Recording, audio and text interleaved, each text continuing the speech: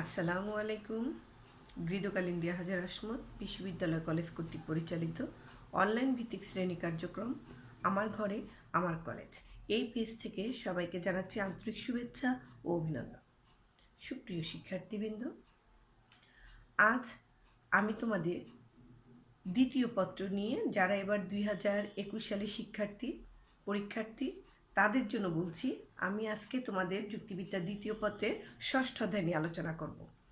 আমরা যে একটা সংক্ষিপ্ত সিলেবাস পেয়েছি তার মধ্যে আমরা দেখেছি যে দ্বিতীয় অধ্যায়ের জন্য প্রথম দ্বিতীয় অধ্যায়ের প্রথম চ্যাপ্টারটা, তারপরে আমাদের 3 নম্বর চ্যাপ্টারটা, 4 নম্বর চ্যাপ্টারটা এবং আমাদের এই ষষ্ঠটা আর কি খুবই গুরুত্বপূর্ণ। আমাদের এই 4টা চ্যাপ্টার আমাদের দেওয়া হয়েছে। আমরা এই পর্যন্ত যা সর্বশেষ পেয়েছি তার পরিপ্রেক্ষিতে আমরা বলছি। তাহলে আমরা কি বলেছি? প্রথম অধ্যায়টা হচ্ছে কি দ্বিতীয় পত্রের প্রথম অধ্যায়, যৌক্তিক সংজ্ঞা। আর তৃতীয় অধ্যায়টা হচ্ছে কি আরোহের প্রকারভেদ। চতুর্থ অধ্যায়টা কি প্রকল্প। আর ষষ্ঠ অধ্যায়টা কি সেটা হচ্ছে ব্যাখ্যা। আজকে আমি তোমাদের যেহেতু প্রথম অধ্যায় এবং তৃতীয় অধ্যায় কমপ্লিট হয়ে গেছে, আমি আজকে তোমাদের ষষ্ঠ অধ্যায় নিয়ে আলোচনা করব। তাহলে চলো আমরা ব্যাখ্যা চ্যাপ্টারটা নিয়ে একটু আলোচনা করি। ব্যাখ্যার যে ইংরেজি প্রতিশব্দটা ব্যাখ্যার ইংরেজি প্রতিশব্দ হচ্ছে এক্সপ্লেনেশন।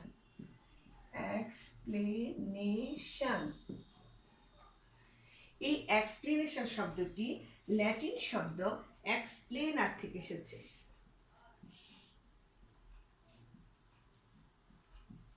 ল্যাটিন শব্দ এক্সপ্লেনার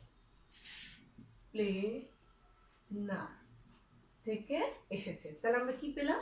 যে ব্যাখ্যার ইংরেজি প্রতিশব্দটা হচ্ছে এক্সপ্লেনেশন এবং এই এক্সপ্লেনেশন শব্দটি ল্যাটিন শব্দ এক্সপ্লেনার থেকে এসেছে। এই এক্সপ্লেনার যে কথাটা বলেছি, এই এক্সপ্লেনার কথাটি দুটো অর্থ আছে। এই এক্সপ্লেনার এটা আমরা এখানে নিয়ে আসি যে এক্সপ্লেনার এক্সপ্লেনার এটা দুটি অর্থ আছে। একটা হচ্ছে এক্স আর একটা হচ্ছে কি প্লেনার। এটাকে প্লুরাসও বলা হয়, প্লেনারকে প্লুরাসও বলা হয়। তাহলে আমরা দেখো এখানে পেলাম যে ল্যাটিন শব্দ এক্সপ্লেনার দুটি অর্থ আছে। একটা হচ্ছে এক্স, একটা হচ্ছে কি প্লেনার। এক শব্দের অর্থটা কি? এক্স শব্দের বাংলা যে অর্থটা সেটা হলো আউট অফ। অর্থাৎ হলো বাংলা যদি বলি আমরা সেটা হবে পূর্বাবস্থা। তাহলে এক শব্দটির ইংরেজিটা হচ্ছে কি আউট অফ, আর আউট অফ এর বাংলাটা হচ্ছে কি পূর্বাবস্থা। তাহলে এই আর প্লেনার, এখন আসো প্লেনার শব্দটা হলো আমরা বলবো সেটা অর্থ, বাংলা অর্থ হচ্ছে সহজ করা। তাহলে আমরা এখন কি বললাম দেখো, প্রথমে বলেছি ব্যাখ্যার ইংরেজি প্রতিশব্দ হচ্ছে এক্সপ্লেনেশন। এই এক্সপ্লেনেশন শব্দটি ল্যাটিন শব্দ এক্সপ্লেনার থেকে এসেছে। এই এক্সপ্লেনার শব্দটির দুটি অর্থ আছে, একটা হলো এক্স, একটা হচ্ছে কি প্লেনার। এক শব্দের ইংরেজি প্রতিশব্দ হচ্ছে আউট অফ। এক শব্দের ইংরেজি শব্দটা হচ্ছে কি আউট অফ, আর আউট অফটা কি আমরা বুঝবো পূর্ব অবস্থা, মানে পূর্বের যে অবস্থাটা। আর প্লেনার শব্দের বাংলা অর্থ হচ্ছে কি সহজ করা।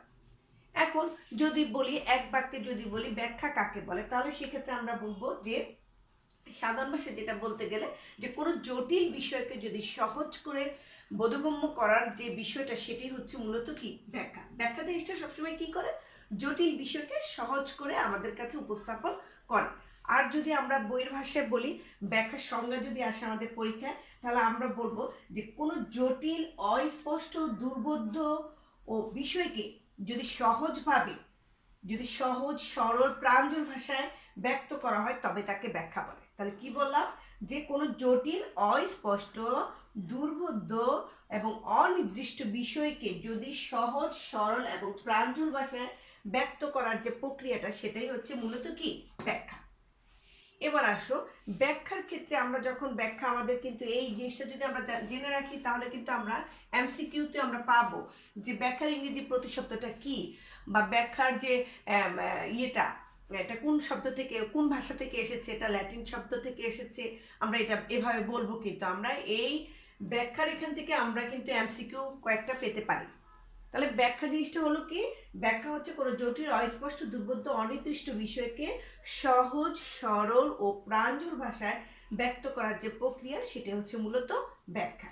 এখন ব্যাখ্যার কতগুলো বৈশিষ্ট্য আমরা দেখব।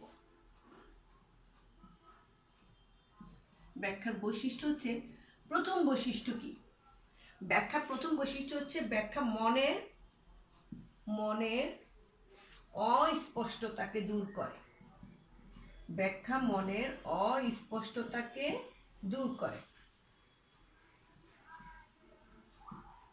তাহলে ব্যাখ্যা হলো কি, মনের অস্পষ্টতাকে দূর করে প্রথম।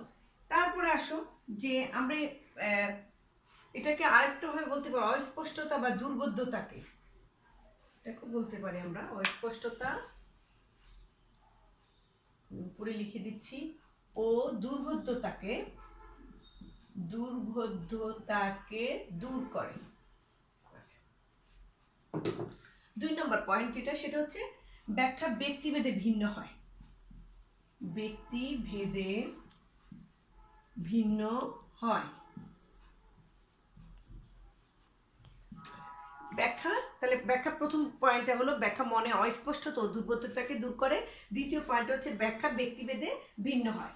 এরপরে আসো যে ব্যাখ্যা কি করে, বিভিন্ন ব্যাখ্যার ক্ষেত্রে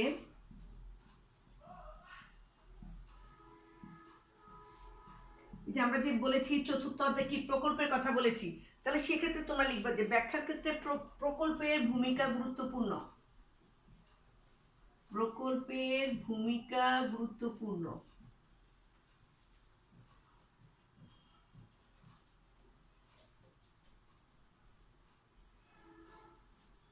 আচ্ছা, ব্যাখ্যার ক্ষেত্রে প্রকল্পের ভূমিকা গুরুত্বপূর্ণ।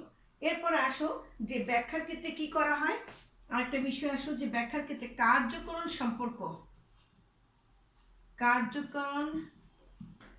সম্পর্ক মাধ্যমে ব্যাখ্যা করা হয়। তাহলে এক্ষেত্রে দেখা যায় যে কার্যকরণ সম্পর্ক ব্যাখ্যার মধ্যে কিন্তু একটা গুরুত্বপূর্ণ ভূমিকা পালন করে থাকে। এরপরে আসো ব্যাখ্যায় শ্রেণীকরণের ব্যবহার দেখা যায়। ব্যাখ্যায় শ্রেণীকরণের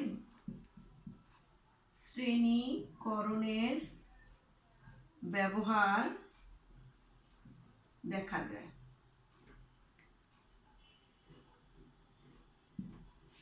তাহলে আমরা দেখো কি পেলাম, ব্যাখ্যার বৈশিষ্ট্যের মধ্যে আমরা পেলাম ব্যাখ্যা মনে অস্পষ্টতা ও দুর্বলতাকে দূর করে। ব্যাখ্যা ব্যক্তিভেদে ভিন্ন হয়, কারণ ব্যক্তিভেদে ভিন্ন হয় কারণ আমরা যখন ব্যাখ্যার প্রকারভেদ নিয়ে আলোচনা করব তখন দেখবে তার মধ্যে রয়েছে কি, প্রায় ব্যাখ্যার মধ্যে 2 ধরনের ব্যাখ্যা থাকবে। একটা হচ্ছে বৈজ্ঞানিক ব্যাখ্যা, আর একটা হচ্ছে কি কৃত্রিম ব্যাখ্যা। তো এই যে কৃত্রিম ব্যাখ্যা, সেটা কিন্তু বৈজ্ঞানিক ব্যক্তিভেদে কিন্তু সেই ব্যাখ্যাটা কি হয়, সেই ব্যাখ্যাটা কিন্তু ভিন্ন হয়। এই জন্য বলা হয়েছে যে ব্যাখ্যা ব্যক্তিভেদে ভিন্ন হয়। তারপরে বলা হচ্ছে ব্যাখ্যার ক্ষেত্রে প্রকল্পের ভূমিকা গুরুত্বপূর্ণ। ব্যাখ্যার ক্ষেত্রে প্রকল্পের একটা গুরুত্বপূর্ণ প্রভাব রয়েছে। কার্যকরণ সম্পর্কে মাধ্যমেও ব্যাখ্যা করা হয়। কার্যকরণ সম্পর্ক ব্যাখ্যার ক্ষেত্রে একটা গুরুত্বপূর্ণ বিষয় থাকবে। বৈজ্ঞানিক ব্যাখ্যার ক্ষেত্রে কার্যকরণ সম্পর্কে নির্ণয়ের মাধ্যমে মূলত ব্যাখ্যাটা করা হয়ে থাকে। এরপরে বলেছি ব্যাখ্যা শ্রেণীকরণের ব্যবহার দেখা যায়। তাহলে ব্যাখ্যার ক্ষেত্রে আমরা শ্রেণীকরণের ব্যবহার পাইলাম, প্রকল্পের ব্যবহার পেলাম, কার্যকরণের ব্যবহার পেলাম। এই বিষয়গুলো দিয়ে তুমি বৈশিষ্ট্য লিখবা যখন তোমার ব্যাখ্যা সম্পর্কে আলোচনা করতে বলা হবে, যদি তোমার প্রশ্নে আসে। তখন কিন্তু তোমাকে এই ব্যাখ্যার এক্সপ্লেনেশন, এই শব্দগুলো দিয়ে ব্যাখ্যার যে সংজ্ঞাটা সেটা দিতে হবে এবং বৈশিষ্ট্যটা সুন্দরভাবে আলোচনা করতে হবে। এই হলো ব্যাখ্যাটা দিল। এবার আসো আমরা ব্যাখ্যার যে প্রকারভেদ সেটা দেখব। আচ্ছা, এবার আসো ব্যাখ্যার প্রকারভেদ। ব্যাখ্যাকে 2 ভাগে ভাগ করা যায়। ব্যাখ্যার প্রকারভেদ হলো কি, 2 ভাগে ভাগ করা যায়। একটা হচ্ছে বৈজ্ঞানিক ব্যাখ্যা,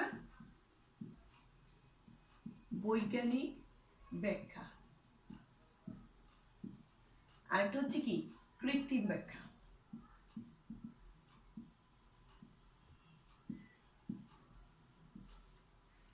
এখন আমরা তাহলে দেখলাম যে ব্যাখ্যা প্রকারভেদের ক্ষেত্রে ব্যাখ্যা 2 ধরনের, একটা হচ্ছে বৈজ্ঞানিক ব্যাখ্যা, একটা হচ্ছে কৃত্রিম ব্যাখ্যা। বৈজ্ঞানিক যে ব্যাখ্যা, আমরা এখন এই ব্যাখ্যাটা নিয়ে আজকে আলোচনা করব যে বৈজ্ঞানিক ব্যাখ্যা জিনিসটা কি। বৈজ্ঞানিক ব্যাখ্যা যদি সংজ্ঞা আমাদের বলতে হয় তাহলে বলবো এভাবে যে ব্যাখ্যা যখন মন করা বা কাল্পনিক না হয়ে যথার্থ নিয়ম নীতি অনুসরণ করে কোনো কিছুর ব্যাখ্যা দেওয়া হয় তবে তাকে বলা হবে কি বৈজ্ঞানিক ব্যাখ্যা। তাহলে বৈজ্ঞানিক ব্যাখ্যার মধ্যে আমরা একটা জিনিস দেখলাম যে যথার্থ নিয়ম কানুন অনুসরণ করে। কি কি? যথার্থ নিয়ম কানুন, নিয়ম কানুন সে কি করে? অনুসরণ করে। তাহলে বৈজ্ঞানিক ব্যাখ্যাটা সবসময় যথার্থ নিয়ম কানুন অনুসরণ করে, কিন্তু কি করে না? তাহলে বৈজ্ঞানিক ব্যাখ্যা সবসময় মন করা বা অকল্প মানে অতিপ্রাকৃত বিষয় নিয়ে আলোচনা করবে না। তাহলে আমরা এইভাবে বলতে পারি যে ব্যাখ্যা যখন বৈজ্ঞানিক কাল্পনিক বা মন গড়া বিষয় নিয়ে আলোচনা না করে যথার্থ নিয়ম কানুন অনুসরণ করে তখন তাকে বলা হবে বৈজ্ঞানিক ব্যাখ্যা। তাহলে আবারও বলি, বৈজ্ঞানিক ব্যাখ্যা কাকে বলে?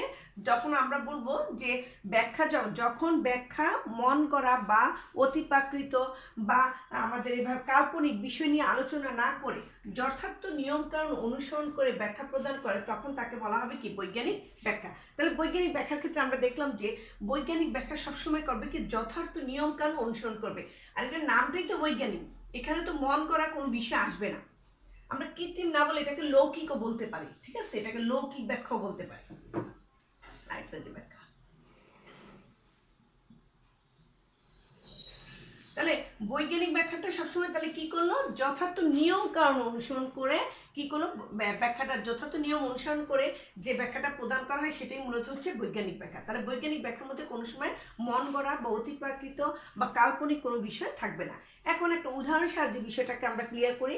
ধরো যদি বলা হয় যে আমরা দেখি অনেক সময় চন্দ্রগ্রহণ, চন্দ্রগ্রহণের বিষয়টা আসে আমাদের। ধরো চন্দ্রগ্রহণ যখন একটা বিষয়, এই চন্দ্রগ্রহণের বিষয়টা যখন আমরা ব্যাখ্যা করতে যাই তখন যদি আমরা বলি যে সূর্য পৃথিবী, সূর্য চন্দ্রগ্রহণ বিষয়টার সাথে কিন্তু থাকবে কি কি বিষয়টা আছে দেখো, সূর্য, পৃথিবী আর হলো কি চাঁদ, এই তিনটা যখন একই সমান্তরালে চলে আসবে তখনই কিন্তু মূলত কি হয়? চন্দ্রগ্রহণ। তাহলে চন্দ্রগ্রহণের যদি বৈজ্ঞানিক ব্যাখ্যা দিতে হয় তাহলে আমরা এভাবে বলবো যে সূর্য, পৃথিবী এবং চাঁদ যখন একই সমান্তরালে এসে পড়ে তখন কি হয়? পৃথিবীর যে ছায়া, তা পৃথিবীর ছায়ার মধ্যে দিয়ে কিন্তু চাঁদকে কি করতে হয়? অতিক্রম করতে হয়। পৃথিবীর একটা ছায়া পড়ে, কারণ সূর্য তো পৃথিবী একই সমান্তরালে যখন আসে তখন পৃথিবীর একটা ছায়া থাকে, পরে এই ছায়ার মধ্যে দিয়ে চাঁদকে কি করতে হয়? অতিক্রম করতে হয়। এই জন্য মূলত তখনই হয়ে যায় মূলত কি? চন্দ্রগ্রহণ।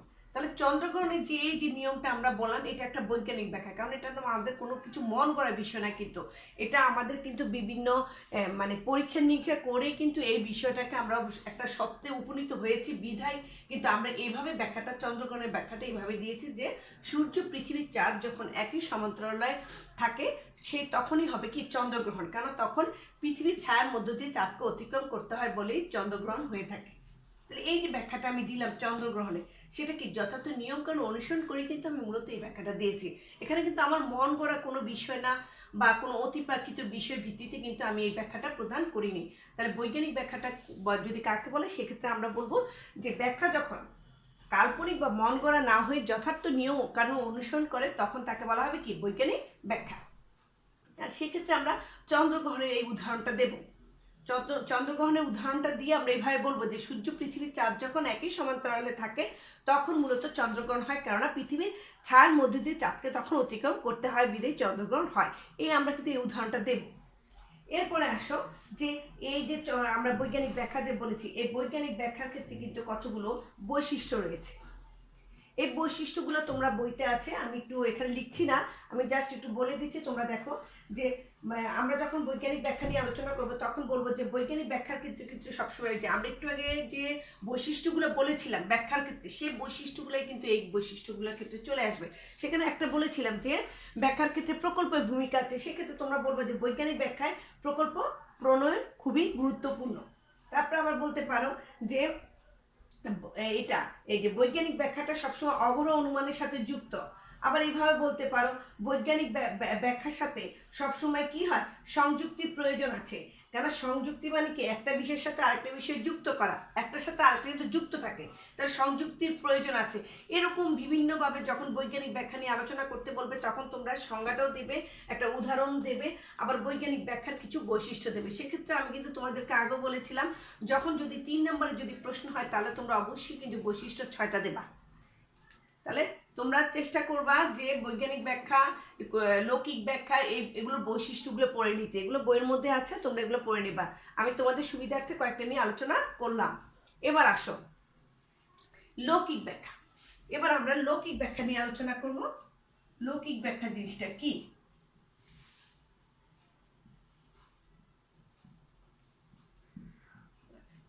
লৌকিক ব্যাখ্যার ক্ষেত্রে আমরা দেখব যে লৌকিক ব্যাখ্যা হচ্ছে এমন একটা বিষয় যে ব্যাখ্যাতে সবসময় কি হবে, সবসময় কিন্তু সে করবে কার্যকর সম্পর্ক নির্ণয় না করে সবসময় মন গড়া এবং অতিপ্রাকৃত বিষয় উপরে ভিত্তি করে যে ব্যাখ্যাটা প্রদান করা হবে।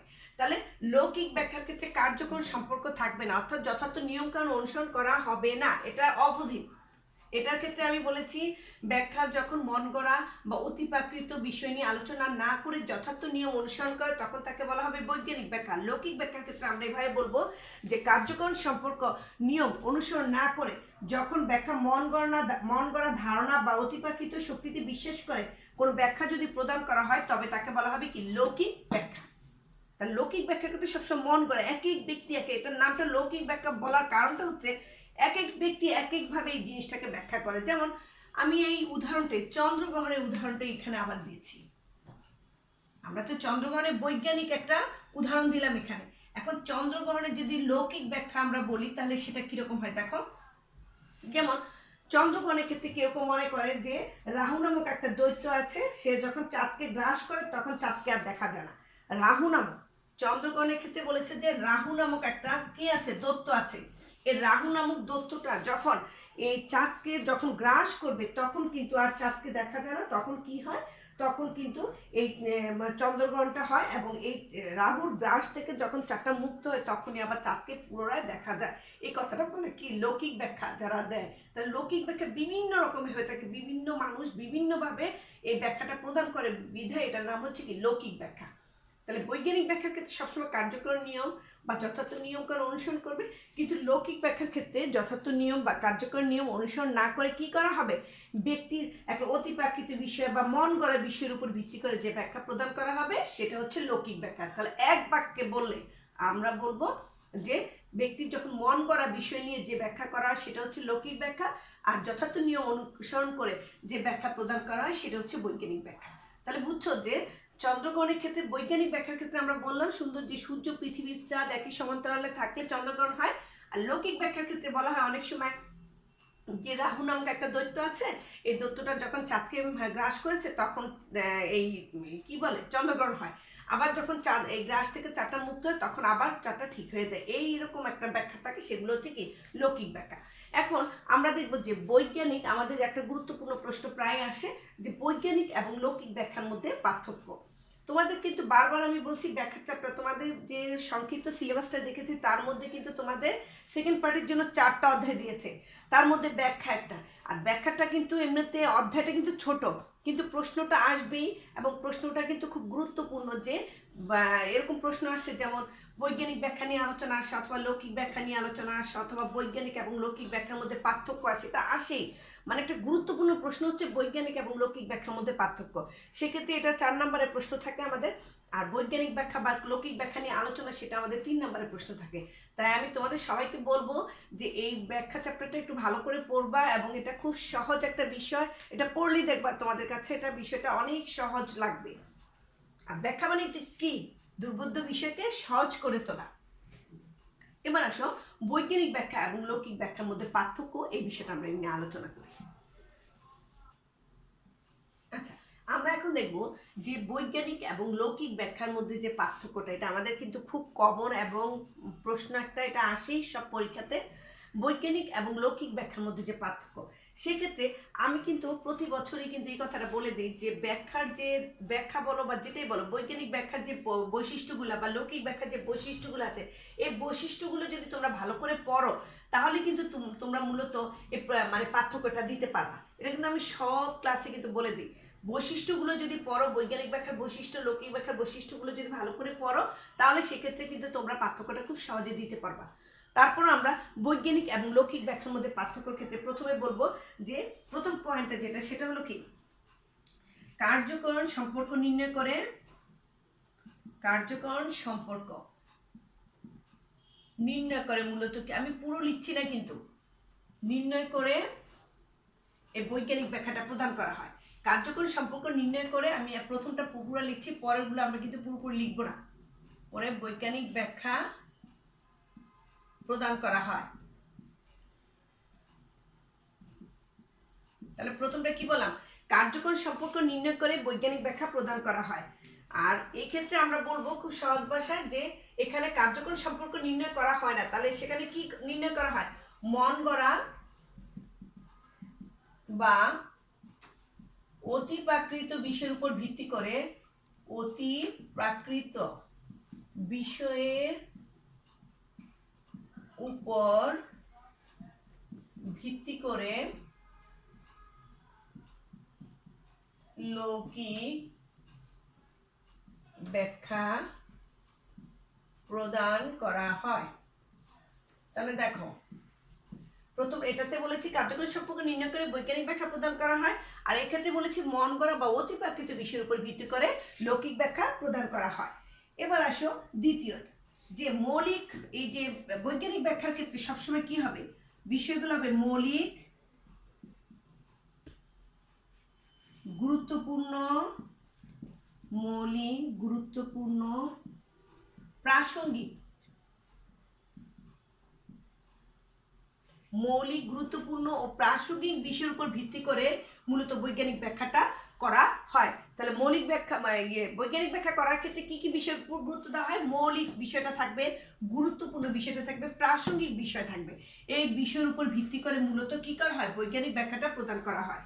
আর এই ক্ষেত্রে আমরা এটা উল্টাটা লিখবো, কিন্তু এটা তোমাদের জন্য একটা খুব সহজ, পুরোটা মুখস্থ করতে না, একটা পাশ মুখস্থ করলে কিন্তু তুমি আরেকটা পাশ পারবা। কিভাবে, এক্ষেত্রে আমরা বলেছি মৌলিক, গুরুত্বপূর্ণ, প্রাসঙ্গিক। তুমি সবগুলোর আগে, মৌলিকের আগে লিখো অমৌলিক। অমৌলিক, গুরুত্বপূর্ণের বিপরীত কি, গুরুত্বহীন, গুরুত্বহীন। তারপরে প্রাসঙ্গিকের বিপরীত কি, অপ্রাসঙ্গিক, অপ্রাসঙ্গিক। এভাবে মাথায় রাখবা যে অপ্রাসঙ্গিক বিষয় নিয়ে কি করা হয়, লৌকিক ব্যাখ্যা আলোচনা করা হয়। এই যে একটু আগে আমরা যে বিষয়টা বলেছিলাম যে রাহু নামক একটা দেবতার কারণে এই যে চন্দ্রগ্রহণ হয়, এই যে বিষয়টা, এটা কি একটা অমৌলিক বিষয়, একটা গুরুত্বহীন বিষয়, একটা অপ্রাসঙ্গিক বিষয় নিয়ে মূলত কি লৌকিক ব্যাখ্যাটা করা হয়। আর বৈজ্ঞানিক ব্যাখ্যাটার ক্ষেত্রে সবসময় দেখবে মৌলিক থাকবে বিষয়, গুরুত্বপূর্ণ থাকবে বিষয়টা, প্রাসঙ্গিক বিষয়গুলো নিয়ে মূলত বৈজ্ঞানিক ব্যাখ্যা আলোচনা করে। কেননা বৈজ্ঞানিক ব্যাখ্যাটা প্রমাণ সাপেক্ষ, আর লৌকিক ব্যাখ্যাটা কিন্তু কোনো প্রমাণ দিতে পারে না, এটা হলো মানুষের মন গড়া একটা বিষয়। এরপর আসো 3 নম্বর, যেটা আমরা বৈজ্ঞানিক ব্যাখ্যার ক্ষেত্রে বলেছি কি, প্রকল্প প্রণয়ন করা হয়, প্রকল্প প্রণয়ন করা হয়। কেননা বৈজ্ঞানিক ব্যাখ্যার ক্ষেত্রে প্রকল্প প্রণয়ন করা হয়, কিন্তু লৌকিক ব্যাখ্যার ক্ষেত্রে কিন্তু প্রকল্প প্রণয়ন করা হয় না, প্রকল্প প্রণয়ন করা হয় না, এখানে হয় না।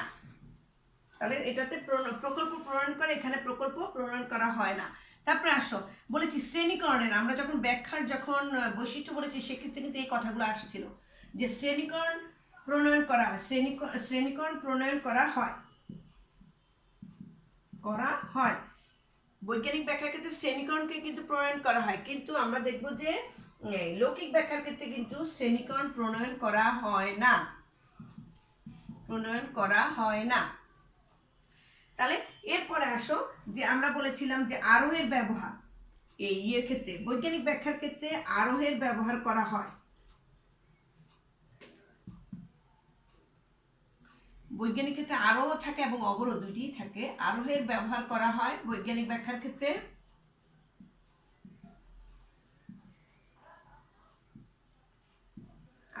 আর এখানে কি, এখানে আরোহের ব্যবহার করা হয় না, করা হয় না। তারপরে আসো, আরো আমি কিন্তু সংক্ষিপ্ত করে লিখেছি, তোমরা কিন্তু পরীক্ষা হলে পুরোটা কথাটা লিখবা। আমি এখানে লিখেছি যে বৈজ্ঞানিক ব্যাখ্যার ক্ষেত্রে আরোহের ব্যবহার করা হয়, কিন্তু লৌকিক ব্যাখ্যার ক্ষেত্রে আরোহের ব্যবহার করা হয় না।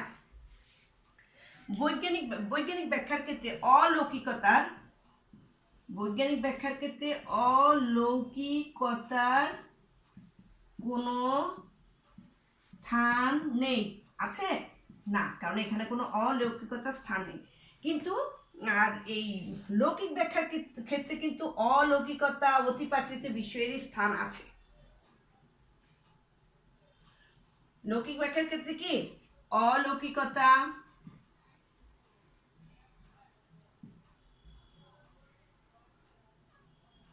ও অপ্রাসঙ্গিক অতিপ্রাকৃত বিষয়ের স্থান আছে। অতিপ্রাকৃত বিষয়ের স্থান লক্ষ্য করা যায়।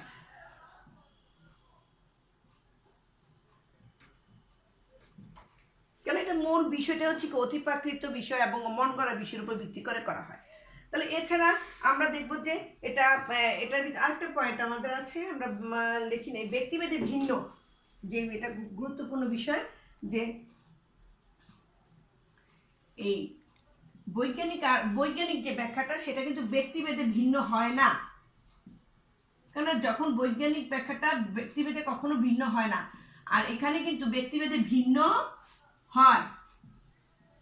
মানে কেন ব্যক্তিভেদে ভিন্ন হয়? এক এক ব্যক্তি এক একভাবে ব্যাখ্যাটা করে বলে এটা ব্যক্তিভেদে ভিন্ন হয়। কিন্তু বৈজ্ঞানিক ব্যাখ্যার ক্ষেত্রে কিন্তু এটা যেহেতু কার্যকরী সম্পর্ক নির্ণয় করে ব্যাখ্যাটা প্রদান করা হয়, তাহলে সেক্ষেত্রে ব্যক্তিভেদে এই বিষয়টা কখনোই ভিন্ন হতে পারে না।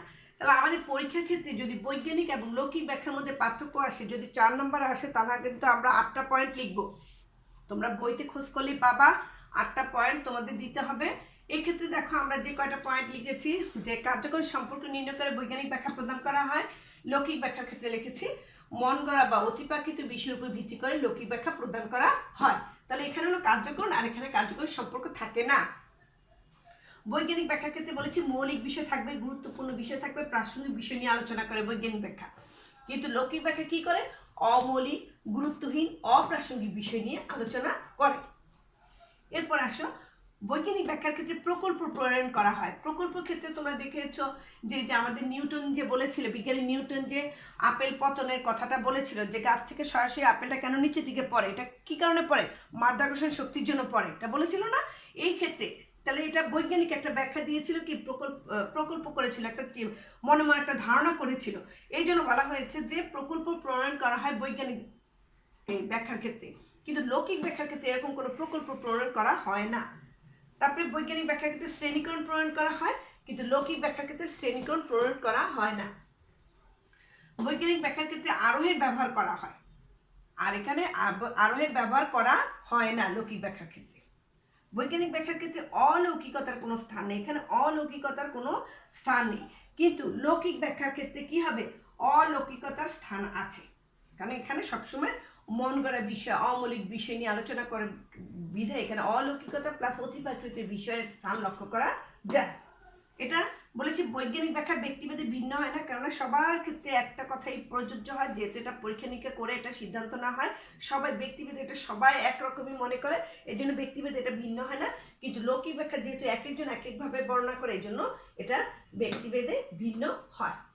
তাহলে আজকে আমরা এই বৈজ্ঞানিক এবং লৌকিক ব্যাখ্যা, এই দুইটা ব্যাখ্যার কিন্তু আমরা প্রকারভেদ আমরা পড়ব, যে কাকে বলে, এটা বৈশিষ্ট্যগুলো দেখব, এবং বৈজ্ঞানিক এবং লৌকিক ব্যাখ্যার মধ্যে যে পার্থক্যটা আছে আমরা বিশেষ করে সেটা কিন্তু ভালো করে পড়ব। আর নেক্সট ক্লাসে আমরা বৈজ্ঞানিক ব্যাখ্যার যে স্তরগুলো আছে সেই বিষয়গুলো নিয়ে আমরা আলোচনা করব। আজকে আমাদের ক্লাস এখানে শেষ করছি। তোমরা সবাই ভালো থাকো, সুস্থ থাকো। আল্লাহ হাফেজ।